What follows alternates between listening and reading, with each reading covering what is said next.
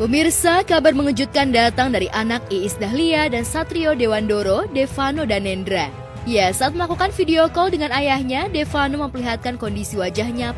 Adik Syalsyadila Juwita itu tampak mengalami luka di bagian hidung dan pipi kanannya yang terluka.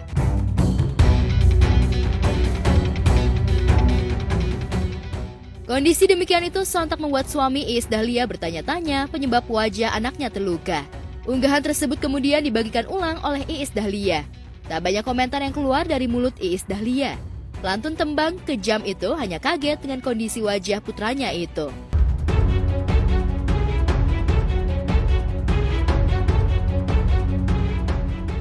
Sampai berita ini diturunkan, belum diketahui apa penyebab yang membuat wajah Devano Danendra luka-luka. Sementara itu, Iis dan suami tidak membagikan informasi terkait kondisi putranya itu.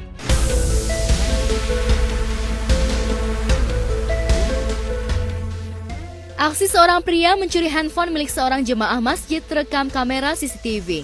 Dari video yang diunggah akun @mimo_medsos, pria itu beraksi di sebuah masjid di kampus dan korbannya adalah seorang mahasiswa. Kejadian pencurian tersebut terjadi selepas sholat zuhur beberapa hari lalu.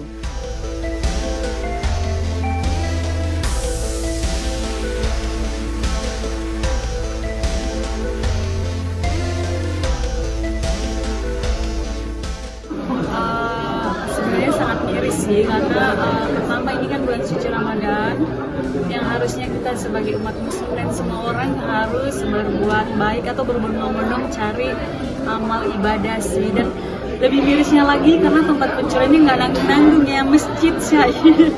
Jadi menurut saya tuh kayak kasihan sama orangnya. Jadi tanggapan saya sih mungkin lebih nanti kita lebih harus hati-hati, termasuk korbannya juga, jangan sampai kita lalai dimanapun kita berada, karena memang kejahatan sekarang udah ada di mana-mana, termasuk di tempat ibadah pun ada. Jadi kita harus lebih safety, lebih menjaga, lebih care terhadap sekitar. Karena misalkan tadi saya lihat kan di situ ada lebih dari satu orang ya.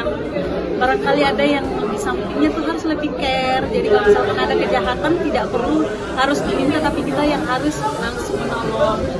Lalu kemudian untuk tindak pidananya ini kan masuk dalam tindak pidana yang mungkin lebih diterapkan hukum yang betul-betul bisa memberi efek jerah kepada pelakunya. Soalnya ini sepertinya pelakunya udah sering karena kayak lihai begitu dan tidak takut ya, di dalam masjid loh itu ya gitu.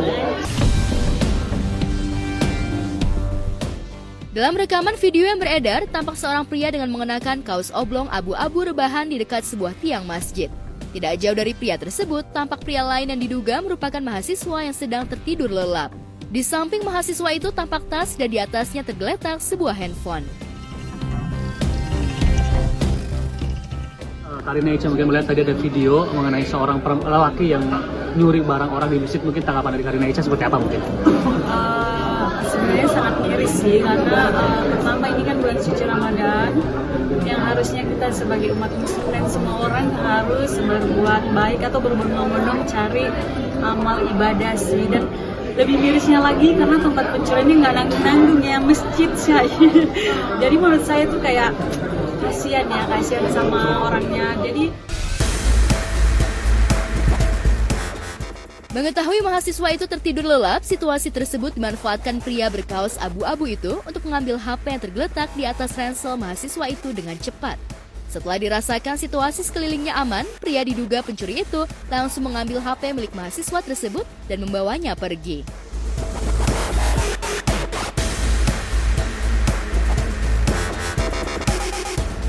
Menurut saya sih itu kita tuh harus lebih tahu dan juga lebih mengasih tahu kepada orang-orang lain kalau kita tuh harus selalu membuat hal yang baik, karena ya pasti ada konsekuensinya kalau membuat hal yang tidak baik, apalagi kalau di tempat ibadah.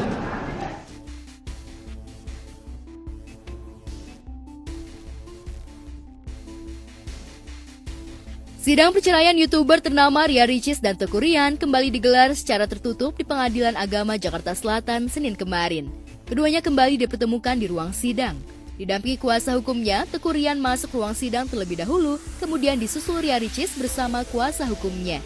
Sebelum sidang dimulai, YouTuber yang akrab disapa Ricis itu sempat mencium tangan suaminya sebelum keduanya duduk di kursi masing-masing.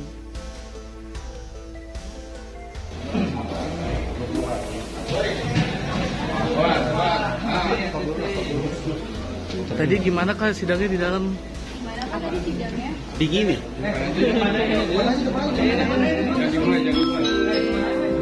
Nomor antrian D9 kelas dengan nomor 9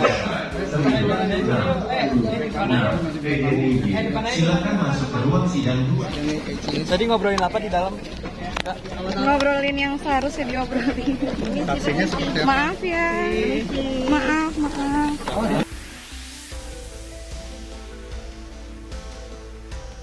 Pemandangan tersebut menuai sorotan warganet karena dinilai kontras dengan sikap Ricis di sosial media selama ini yang kerap mengumbar perilaku suaminya yang telah menyakitinya.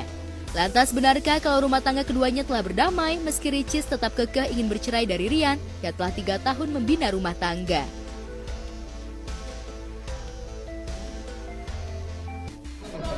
Agak kenal. Mungkin. Kak, akhirnya tadi prosesnya seperti apa Kak Ricis? Ada kemungkinan untuk juga. Thank you. Tadi Bang Diri kayaknya ganti tangannya. Hari ini selain ada bukti tambahan dari pihak penggugat, bukti surat dalam hal ini tadi diterima oleh majelis. Kemudian dari pihak kami menyampaikan bukti surat dan saksi, 1 orang saksi. Saksi tadi telah didengar keterangannya, Saudara Dery, dan cukup menyampaikan sangat baik semua. Dery Saputra. Teman-teman ini udah tahu namanya. Orang terkenal ini udah tahu. Jadi tidak ada yang perlu diragukan. Keterangan dia cukup komprehensif, cukup jelas, cukup bisa membangun, dan utamanya adalah ingin tetap mempersatukan Rian dan Ricis. Itu yang utama. Oke. Agenda sidang kemarin yakni mendengar keterangan saksi dari pihak tergugat, Teguh Rian, yakni mantan manajer Teguh Rian, Dery Saputra.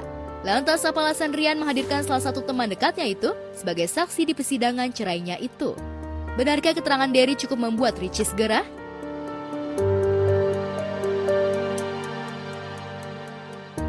Tadi menyepakati bahwasannya penting didengar keterangan dari ayahanda yang sama posisinya adalah orang yang paling dekat dan orang yang selama ini menengahi bersama-sama dengan Bang.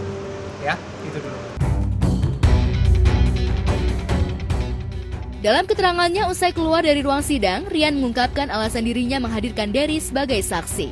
Benarkah Dery cukup mengetahui hubungan rumah tangga dirinya dengan Ria Ricis selama ini? Dan lagi hari ini kami sempat surprise juga, ternyata penggugat prinsipal datang gitu, hadir. Dan ini jadi satu kesempatan baik. Tadi Rian dan Ricis sempat berdiskusi, sempat berbicara. Setelah kalian keluar tadi masih tetap berkomunikasi. Nah itu yang kita harapkan gitu. Kesempatan-kesempatan, momen-momen seperti inilah yang kami harapkan. Gitu. Jadi kedua belah pihak mesti harus aktif, gitu, ya. Sementara itu, kuasa hukum Rian menyebut bahwa kesaksian mantan manajer Rian itu cukup mendukung upaya kliennya dalam mempertahankan rumah tangganya dengan Ricis. Lantas, jika benar keterangan saksi dari Rian itu akan menguatkan keinginan Rian untuk tidak bercerai dari Ria Ricis, akankah hakim yang menyidangkan itu akan menolak gugatan permohonan cerai yang diajukan Ria Ricis?